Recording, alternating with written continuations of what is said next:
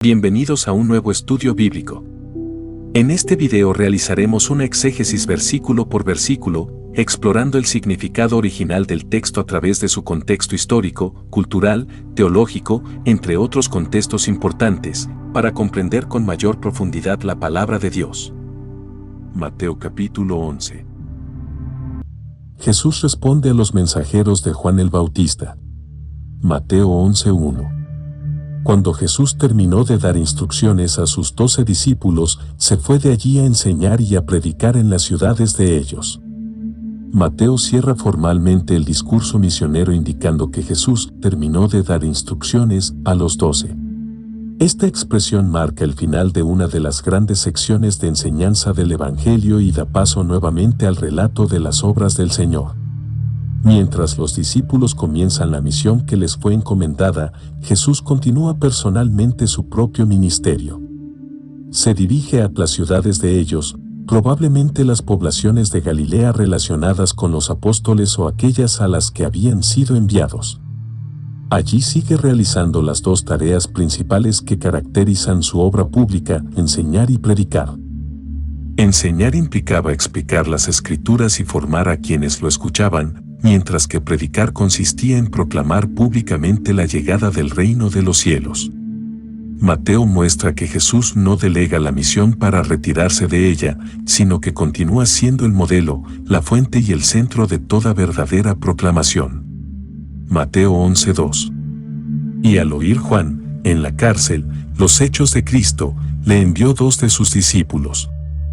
Juan el Bautista se encontraba encarcelado por orden de Herodes Antipas, después de denunciar públicamente la relación ilícita del gobernante con Herodías, esposa de su hermano.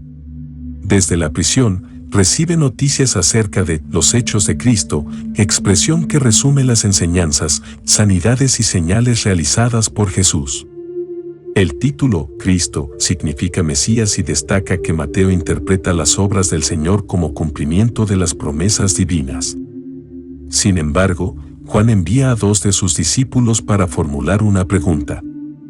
Esto ha sido entendido de distintas maneras, puede reflejar una lucha personal producida por el sufrimiento y por la aparente demora del juicio mesiánico que él había anunciado, o puede ser un medio para conducir a sus propios seguidores a escuchar directamente la respuesta de Jesús. En cualquier caso, Mateo no presenta a Juan como un hombre sin fe, sino como un profeta que busca comprender mejor la forma en que el Mesías está cumpliendo su misión. Mateo 11:3. Para preguntarle, ¿eres tú aquel que había de venir, o esperaremos a otro? La expresión, aquel que había de venir, era una manera judía de referirse al Mesías prometido.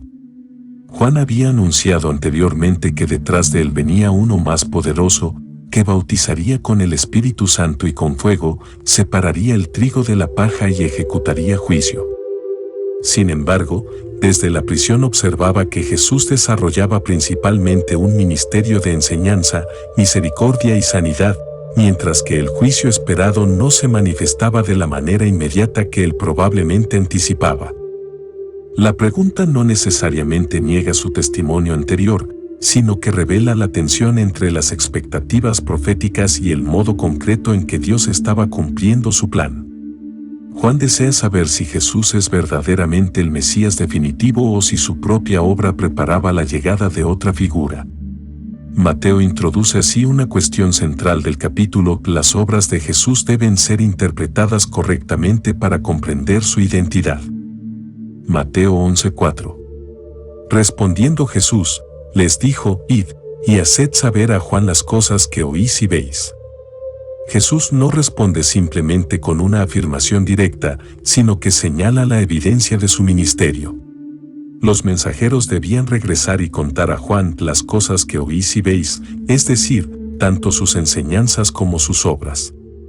La identidad del Mesías no debía evaluarse únicamente por expectativas humanas, sino a la luz de lo que Dios había prometido en las Escrituras y de lo que estaba ocurriendo delante de ellos.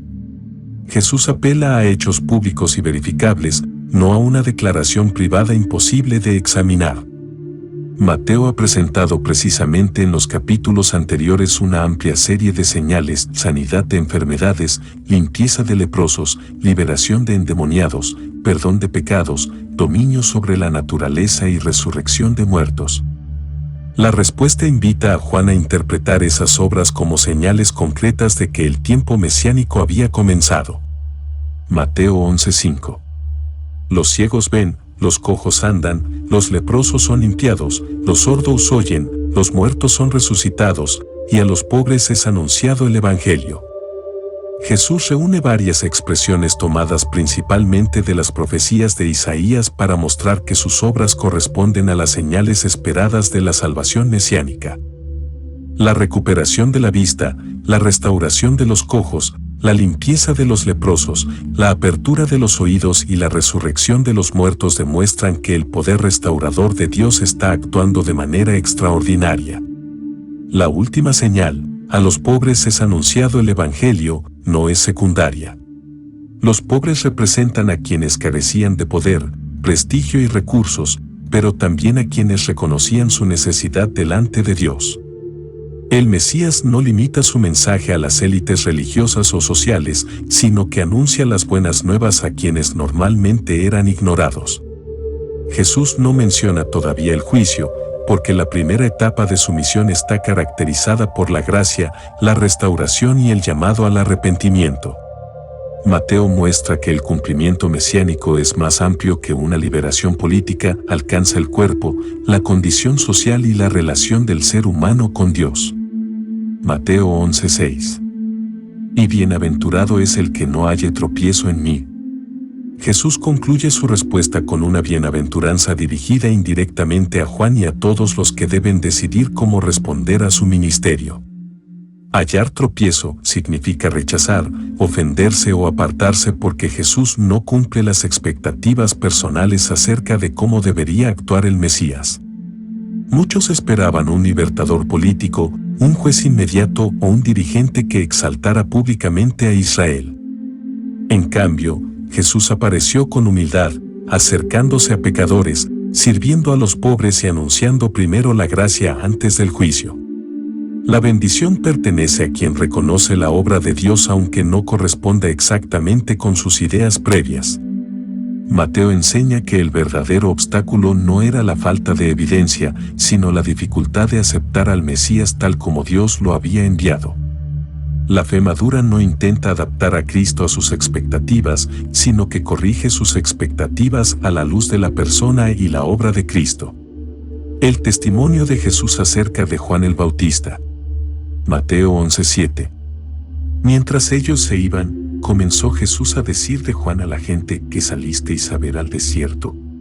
¿Una caña sacudida por el viento?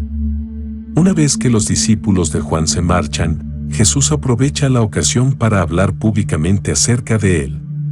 Es significativo que espere a que ellos se retiren, pues no desea avergonzar a Juan delante de sus propios seguidores ni permitir que su pregunta sea interpretada como una falta de valor. En lugar de reprocharlo, comienza defendiendo su carácter mediante una serie de preguntas retóricas. La primera hace referencia a una caña sacudida por el viento, una imagen muy conocida en la región del Jordán, donde abundaban los juncos que se doblaban fácilmente con cualquier brisa. Jesús utiliza esa figura para negar que Juan fuera un hombre inestable, indeciso o fácilmente influenciable por las circunstancias. A pesar de encontrarse ahora en prisión y de haber enviado aquella pregunta, su vida había demostrado una firmeza extraordinaria frente a la oposición y el pecado. Mateo enseña que una duda surgida en medio del sufrimiento no borra años de fidelidad ni convierte automáticamente a un siervo de Dios en alguien de carácter débil. Mateo 11:8. ¿O que salisteis a ver? ¿A un hombre cubierto de vestiduras delicadas?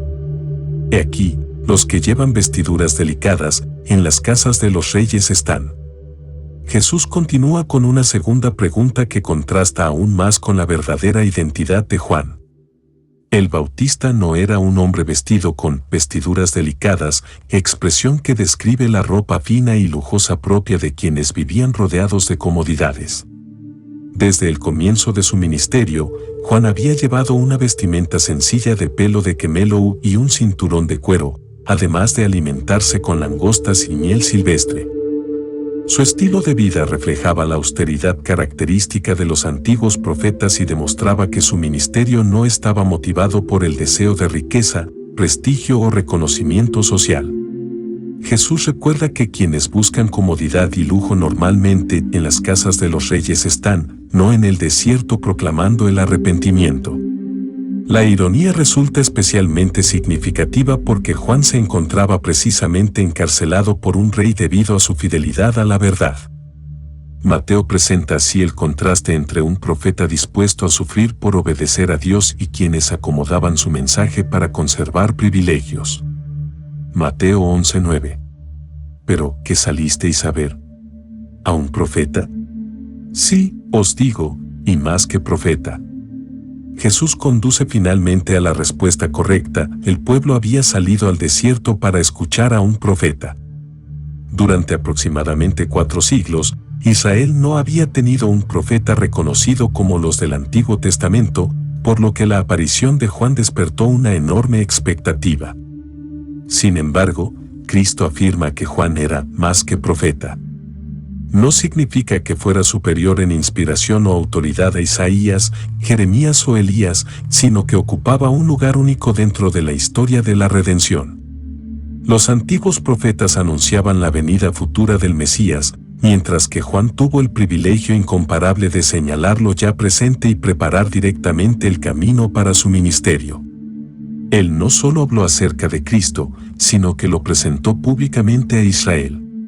Mateo muestra que Juan ocupa una posición singular entre el Antiguo y el Nuevo Pacto, es el último gran profeta del Antiguo Orden y, al mismo tiempo, el heraldo inmediato del Mesías. Mateo 11:10. Porque este es de quien está escrito, he aquí, yo envío mi mensajero delante de tu faz, el cual preparará tu camino delante de ti. Para confirmar la importancia de Juan, Jesús cita la profecía de Malaquías 3:1. En ese pasaje, Dios promete enviar un mensajero que prepararía el camino antes de la manifestación del Señor. En el mundo antiguo, cuando un rey realizaba una visita importante, era costumbre enviar mensajeros por delante para anunciar su llegada, preparar el camino y disponer al pueblo para recibirlo. Juan cumplió precisamente esa función en el plano espiritual. Su llamado al arrepentimiento, su bautismo y su predicación prepararon los corazones para recibir al Mesías. La cita también posee una profunda importancia cristológica, pues en la profecía original el camino era preparado para la venida del propio Señor, mientras que Jesús la aplica a sí mismo. Mateo destaca así que la llegada de Cristo constituye el cumplimiento directo de las promesas divinas y confirma nuevamente su identidad como el Señor esperado por Israel. Mateo 11:11. De cierto os digo, entre los que nacen de mujer no se ha levantado otro mayor que Juan el Bautista, pero el más pequeño en el reino de los cielos, mayor es que él. Con una declaración solemne, introducida por de cierto os digo, Jesús afirma que entre todos los seres humanos, nacidos de mujer, no ha surgido alguien mayor que Juan. La grandeza de Juan no se basa en milagros, los evangelios no registran ninguno realizado por él ni en poder político o influencia social. Su grandeza radica en el privilegio único de ser el precursor inmediato del Mesías y en la fidelidad con la que cumplió esa misión. Sin embargo, Jesús añade una afirmación sorprendente, el más pequeño en el reino de los cielos, mayor es que él. No está disminuyendo la importancia de Juan y diciendo que cualquier creyente posea un carácter superior al suyo. El contraste se encuentra entre 2 etapas de la historia de la salvación. Juan pertenece al periodo que anuncia la llegada del reino, mientras que quienes forman parte plenamente del reino inaugurado por la muerte, resurrección y exaltación de Cristo disfrutan de privilegios que incluso Juan no llegó a experimentar durante su ministerio terrenal. Mateo enseña que la grandeza en el reino no depende únicamente de la persona, sino también del extraordinario privilegio de vivir bajo el cumplimiento pleno de la obra redentora de Cristo. Mateo 11:12. Desde los días de Juan el Bautista hasta ahora, el reino de los cielos sufre violencia, y los violentos lo arrebatan. Este versículo es uno de los más complejos del Evangelio de Mateo debido a la riqueza de las expresiones utilizadas. La frase, desde los días de Juan el Bautista, señala el inicio de una nueva etapa en la historia de la salvación, marcada por la proclamación del reino. Desde entonces, el reino ha encontrado una fuerte oposición. Las palabras «sufre violencia» pueden describir los ataques dirigidos contra la obra de Dios, como la prisión de Juan, el rechazo creciente hacia Jesús y la resistencia de muchos líderes religiosos. Al mismo tiempo, la expresión «los violentos lo arrebatan» refleja la intensidad del conflicto que acompaña la llegada del reino. El establecimiento del gobierno de Dios en medio de un mundo caído no ocurre sin oposición. Mateo muestra que la venida del Mesías no elimina inmediatamente el conflicto espiritual, sino que lo hace más evidente. El reino avanza en medio de una lucha constante entre la aceptación del Evangelio y la resistencia de quienes rechazan la autoridad de Cristo. Mateo 11:13. Porque todos los profetas y la ley profetizaron hasta Juan. Jesús explica la afirmación anterior señalando el lugar que ocupa Juan dentro de la historia de la revelación divina. La expresión «la ley y los profetas» era una forma habitual entre los judíos para referirse al conjunto de las escrituras del Antiguo Testamento. Desde Moisés hasta los últimos profetas, toda esa revelación había señalado de diferentes maneras la futura venida del Mesías y del reino de Dios. Al decir que «profetizaron hasta Juan», Jesús no afirma que la autoridad de las Escrituras terminara con él, sino que Juan representa el punto culminante de esa larga etapa de preparación. Él es el último profeta del antiguo orden y el primero que anuncia que las promesas ya están comenzando a cumplirse. Con su ministerio concluye el tiempo de la expectativa y comienza el tiempo del cumplimiento mesiánico. Mateo presenta a Juan como el puente entre ambas etapas de la historia de la salvación, cerrando el periodo de la promesa e inaugurando el de su realización en Cristo. Mateo 11:14. Y si queréis recibirlo, él es aquel Elías que había de venir. Jesús hace referencia a la profecía de Malaquías 4:5, donde Dios prometió enviar a Elías antes del gran día del Señor. Muchos judíos esperaban el regreso literal del profeta Elías, quien había sido llevado al cielo sin experimentar la muerte. Sin embargo, Jesús aclara que Juan cumple esa profecía, no porque sea la reencarnación o el regreso físico de Elías, sino porque vino con el espíritu y el poder de Elías, como ya había anunciado el ángel a Zacarías. Al añadir, si queréis recibirlo, Jesús señala que esta verdad debía ser aceptada mediante la fe, pues muchos rechazaban tanto a Juan como al Mesías que él anunciaba. Juan compartía con Elías el mismo celo por la santidad de Dios, la valentía para confrontar el pecado de gobernantes y del pueblo, y el llamado constante al arrepentimiento. Mateo muestra que las profecías del Antiguo Testamento se cumplen de acuerdo con el propósito de Dios y no necesariamente conforme a las expectativas literales que muchos habían desarrollado. Mateo 11:15. El que tiene oídos para oír, oiga. Con esta breve pero solemne exhortación, Jesús invita a sus oyentes a reflexionar profundamente sobre lo que acaba de enseñar. Todos poseen oídos físicos para escuchar sus palabras, pero no todos tienen una disposición espiritual para comprenderlas y aceptarlas. La expresión aparece repetidas veces en los evangelios cuando el Señor desea enfatizar una verdad que exige una respuesta personal. No basta con escuchar externamente el mensaje, es necesario recibirlo con un corazón dispuesto a obedecer. En este contexto, la exhortación se relaciona con la identidad de Juan y, sobre todo, con la identidad de Jesús como el Mesías prometido. Mateo enseña que el problema de muchos no era la falta de evidencia, sino la resistencia del corazón para aceptar el plan de Dios cuando éste no coincidía con sus propias expectativas. La generación que rechazó a Juan y a Jesús. Mateo 11:16. Mas ¿a qué compararé esta generación? Es semejante a los muchachos que se sientan en las plazas y dan voces a sus compañeros. Jesús comienza ahora una ilustración para describir la actitud espiritual de la generación que lo rodea. En las plazas públicas de las ciudades era común que los niños jugaran representando situaciones de la vida cotidiana, como bodas o funerales. En esta comparación, algunos niños intentan organizar el juego mientras otros se niegan constantemente a participar. La expresión «esta generación» no se refiere únicamente a la edad de las personas, sino especialmente a quienes, a pesar de haber recibido abundante luz, permanecían endurecidos frente al mensaje de Dios.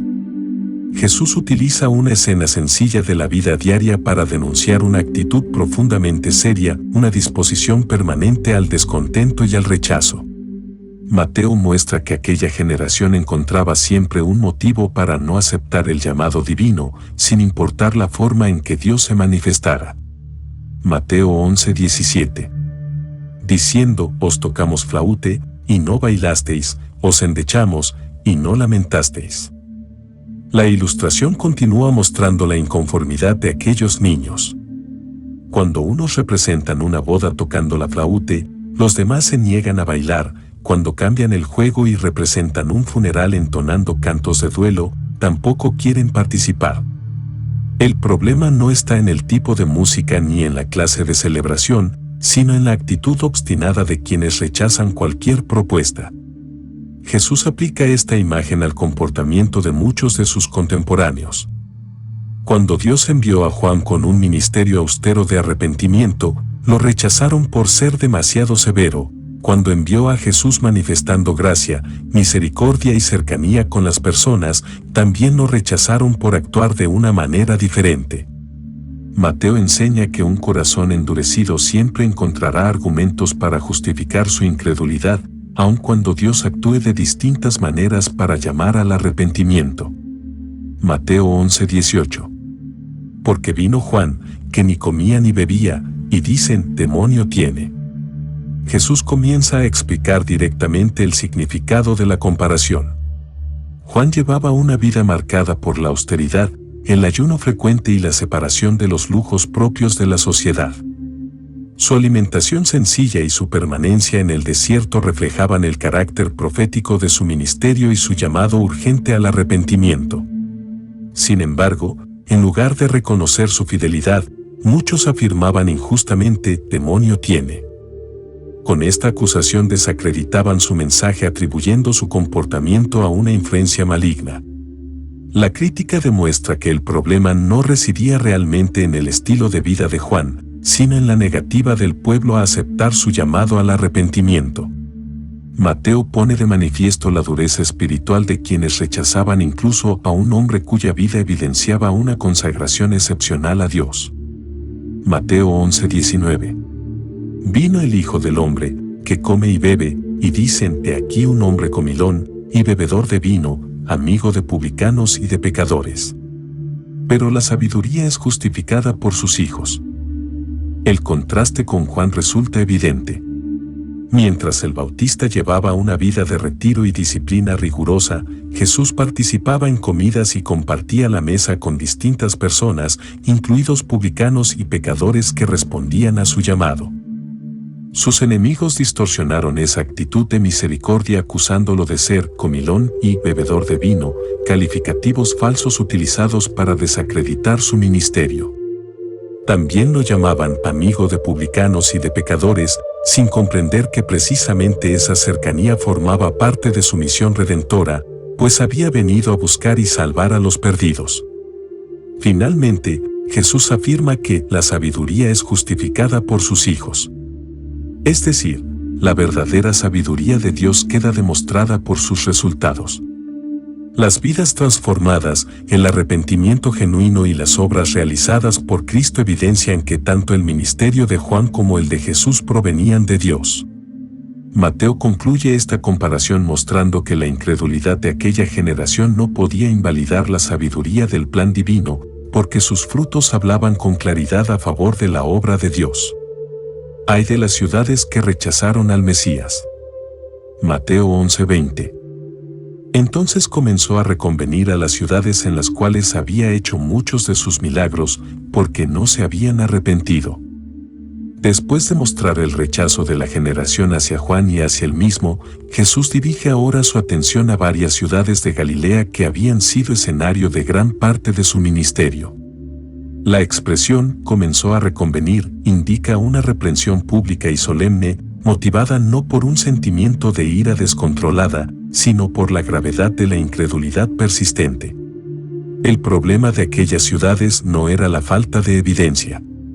Habían presenciado muchos de sus milagros, es decir, señales extraordinarias que confirmaban la presencia y autoridad del reino de Dios.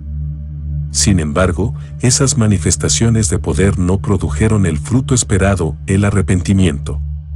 En la enseñanza de Jesús, los milagros nunca constituyen un fin en sí mismos, su propósito principal es conducir a las personas a reconocer al Mesías y volver su corazón a Dios. Mateo deja claro que una mayor revelación implica una mayor responsabilidad. Cuanto mayor es la luz recibida, más seria resulta la responsabilidad de responder con fe y obediencia. Mateo 11:21. Ay de ti, Corazín. Ay de ti, Betsaida, porque si en Tiro y en Sidón se hubieran hecho los milagros que han sido hechos en vosotras, tiempo a que se hubieran arrepentido en cilicio y en ceniza. Jesús pronuncia un «ay», una expresión profética que comunica dolor, advertencia y anuncio de juicio al mismo tiempo. Corazín y Betsaida eran ciudades situadas en la región de Galilea donde Jesús había desarrollado una parte importante de su ministerio y realizado numerosos milagros. En contraste, menciona a Tiro y Sidón, ciudades fenicias frecuentemente denunciadas por los profetas del Antiguo Testamento debido a su idolatría, orgullo y oposición al pueblo de Dios. Sorprendentemente, Jesús afirma que si esas ciudades paganas hubieran recibido la misma revelación que Corazín y Betsaida, tiempo a que se hubieran arrepentido.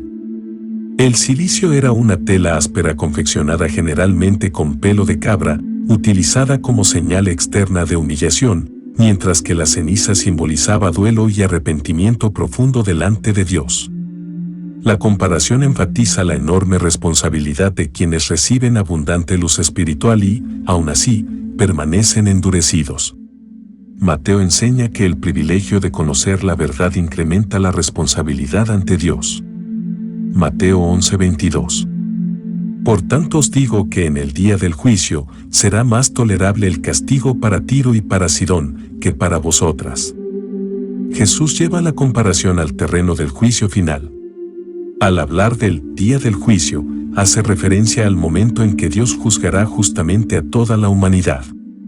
La afirmación «será más tolerable el castigo» no significa que Tiro y Sidón quedarán sin juicio, pues las Escrituras anuncian que todas las naciones responderán delante de Dios. Lo que enseña es que el grado de responsabilidad será proporcional a la luz recibida. Las ciudades paganas rechazaron la verdad que conocían, pero Corazín y Betsaida despreciaron una revelación mucho mayor, escucharon directamente al Mesías, contemplaron sus milagros y aún así permanecieron sin arrepentirse. Mateo presenta aquí un principio importante de la justicia divina. Dios juzga con perfecta equidad, teniendo en cuenta tanto el conocimiento recibido como la respuesta dada a ese conocimiento. El privilegio espiritual nunca debe producir orgullo, sino una mayor disposición para obedecer. Mateo 11:23. Y tú, Capernaum, que eres levantada hasta el cielo, hasta el Hadís serás abatida, porque si en Sodoma se hubieran hecho los milagros que han sido hechos en ti, habría permanecido hasta el día de hoy. Jesús dirige ahora la advertencia a Capernaum, ciudad que durante gran parte de su ministerio funcionó como su principal centro de actividades en Galilea. Allí enseñó repetidamente en la sinagoga, realizó numerosas sanidades, expulsó demonios y manifestó de manera constante el poder del reino de Dios. La expresión «levantada hasta el cielo» no describe una exaltación espiritual verdadera, sino el inmenso privilegio que aquella ciudad había recibido al disfrutar de la presencia del Mesías. Sin embargo, debido a su incredulidad, sería abatida hasta el Hadís, imagen que comunica una humillación profunda y un juicio severo. Jesús compara a Capernaum con Sodoma, una ciudad que en la memoria de Israel representaba el máximo ejemplo de corrupción y de juicio divino. La comparación resulta impactante. Si Sodoma hubiera contemplado las mismas obras realizadas por Cristo, habría permanecido hasta el día de hoy, porque se habría arrepentido. Mateo resalta así la gravedad del rechazo consciente frente a la revelación de Dios y muestra que el pecado de la incredulidad puede ser incluso más serio que la inmoralidad por la cual otras ciudades fueron condenadas. Mateo 11:24. Por tanto os digo que en el día del juicio será más tolerable el castigo para la tierra de Sodoma que para ti. Jesús concluye esta sección reafirmando el principio expresado anteriormente. Sodoma fue destruida por el juicio de Dios debido a su extrema maldad, convirtiéndose en un símbolo permanente del castigo divino a lo largo de las Escrituras. Sin embargo, Cristo declara que Capernaum, pese a haber disfrutado de una revelación incomparable, enfrentará un juicio aún más severo por haber rechazado deliberadamente al Mesías. Esta afirmación no minimiza la gravedad del pecado de Sodoma, sino que pone de relieve la enorme responsabilidad que acompaña a la revelación de Dios. Rechazar al Hijo después de haber visto sus obras y escuchado sus palabras constituye una culpa mayor que la de quienes nunca recibieron semejante privilegio. Mateo enseña que la condenación no depende únicamente de la cantidad de pecados cometidos, sino también de la respuesta que cada persona da a la luz que Dios le concede. La presencia de Cristo entre los hombres representa la mayor revelación divina, y despreciarla trae consigo la más seria responsabilidad delante del juicio de Dios. Jesús alaba al Padre por revelar el reino a los humildes. Mateo 11:25. En aquel tiempo, respondiendo Jesús, dijo: Te alabo, Padre, Señor del cielo y de la tierra, porque escondiste estas cosas de los sabios y de los entendidos, y las revelaste a los niños. Después de pronunciar las advertencias contra las ciudades incrédulas, Jesús dirige una oración de alabanza al Padre.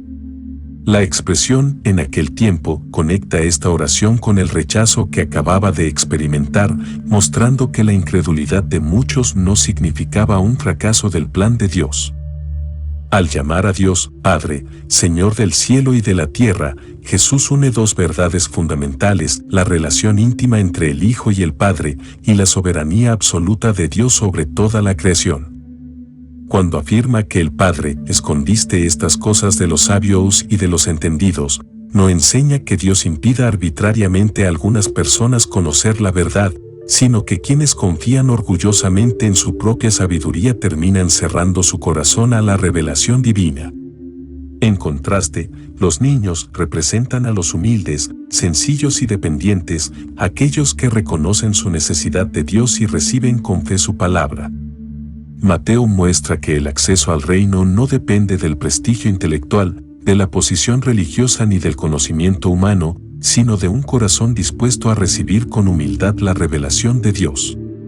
Mateo 11:26. Sí, Padre, porque así te agradó. Esta breve declaración expresa la plena aceptación de Jesús hacia la voluntad soberana del Padre. El Señor no cuestiona por qué unos reciben la revelación mientras otros la rechazan, sino que reconoce que el propósito de Dios es perfecto y digno de alabanza. La expresión "así te agradó" señala que el desarrollo del plan de salvación responde al beneplácito divino y no a decisiones humanas independientes de Dios.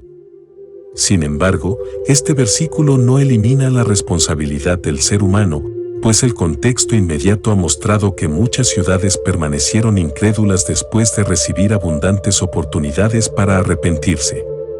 Mateo mantiene en equilibrio ambas realidades. Dios gobierna soberanamente la historia de la salvación, mientras que cada persona sigue siendo responsable de su respuesta ante la revelación recibida. Jesús encuentra descanso en esa perfecta armonía y se somete con gozo a la voluntad del Padre. Mateo 11:27. Todas las cosas me fueron entregadas por mi Padre, y nadie conoce al Hijo, sino el Padre, ni al Padre conoce alguno, sino el Hijo, y aquel a quien el Hijo lo quiera revelar. Este versículo constituye una de las declaraciones más profundas acerca de la identidad de Cristo en todo el Evangelio de Mateo. Jesús afirma que todas las cosas le han sido entregadas por el Padre, expresión que señala la autoridad universal que ha recibido para cumplir la obra de la redención y ejercer el gobierno del reino de Dios. A continuación, describe la relación única y exclusiva que existe entre el Padre y el Hijo. Nadie conoce plenamente al Hijo excepto el Padre, y nadie conoce plenamente al Padre excepto el Hijo. El verbo conocer no se limita a un conocimiento intelectual, sino que expresa una comunión perfecta y una comprensión absoluta que solo existe dentro de la relación eterna entre ambos. Finalmente, Jesús declara que el verdadero conocimiento del Padre solo llega a quienes el Hijo lo quiera revelar. Esto presenta a Cristo como el único mediador de la revelación divina. Nadie puede conocer verdaderamente a Dios aparte del Hijo, porque es Él quien manifiesta perfectamente el carácter, la voluntad y el propósito del Padre. Mateo muestra así que la salvación no consiste simplemente en adquirir información acerca de Dios, sino en recibir la revelación que Cristo mismo concede. La invitación de Jesús a los cansados y cargados. Mateo 11:28. Venid a mí todos los que estáis trabajados y cargados, y yo os haré descansar. Después de hablar de la soberanía del Padre y de su autoridad para revelar a Dios, Jesús extiende una de las invitaciones más consoladoras de las Escrituras. El llamado «Venid a mí» coloca al propio Cristo como el centro de la respuesta del ser humano. No invita simplemente a una doctrina, a una institución o a un conjunto de normas, sino a una relación personal con Él. Los trabajados y cargados representan a quienes viven agotados bajo el peso del pecado, de la culpa y de las exigencias religiosas que los líderes de la época habían multiplicado mediante numerosas tradiciones humanas. También incluye a todos aquellos que experimentan la carga de una vida incapaz de encontrar verdadera paz delante de Dios. Jesús promete, yo os haré descansar, un descanso que no consiste únicamente en alivio emocional o físico, sino en la reconciliación con Dios y en la paz que proviene del perdón y de la comunión con Él. Mateo presenta a Cristo como el único capaz de ofrecer el descanso que la ley, entendida como un sistema de méritos humanos, jamás podía producir. Mateo 11:29. Llevad mi yugo sobre vosotros, y aprended de mí, que soy manso y humilde de corazón, y hallaréis descanso para vuestras almas. El yugo era una pieza de madera colocada sobre el cuello de los animales para unirlos al trabajo agrícola. En el lenguaje judío también simbolizaba la sumisión a una autoridad o enseñanza. Jesús invita a tomar mi yugo, no para imponer una carga más pesada, sino para reemplazar el peso opresivo del legalismo por una relación de obediencia guiada por Él. El discípulo debe aprender de mí, porque el verdadero conocimiento del reino se adquiere siguiendo el ejemplo del Maestro. Jesús se describe como manso y humilde de corazón, cualidades que revelan su carácter y muestran que su autoridad no se ejerce con dureza ni con abuso. La promesa, hallaréis descanso para vuestras almas, recuerda las palabras de Jeremías acerca del antiguo camino donde el pueblo encontraría descanso, indicando que ese descanso definitivo se encuentra ahora en Cristo. Mateo enseña que el discipulado no elimina toda responsabilidad, pero transforma completamente la experiencia del creyente al caminar bajo la dirección de un Señor lleno de gracia y humildad. Mateo 11:30. Porque mi yugo es fácil y ligera mi carga. Jesús concluye esta invitación explicando por qué seguirlo produce verdadero descanso. Su yugo es fácil, expresión que también puede entenderse como amable, bondadoso o adecuado. No significa que la vida cristiana esté libre de sacrificios, persecuciones o dificultades, pues el mismo Evangelio ha mostrado el costo del discipulado. Lo que distingue el yugo de Cristo es que nunca oprime ni esclaviza como lo hacen el pecado o el legalismo religioso. Del mismo modo, ligera mi carga no implica ausencia de responsabilidades, sino que el Señor sostiene a quienes caminan con Él y les concede la gracia necesaria para obedecer. En contraste con las pesadas cargas impuestas por muchos maestros religiosos de la época, Jesús ofrece una relación basada en la gracia, la verdad y la comunión con Dios.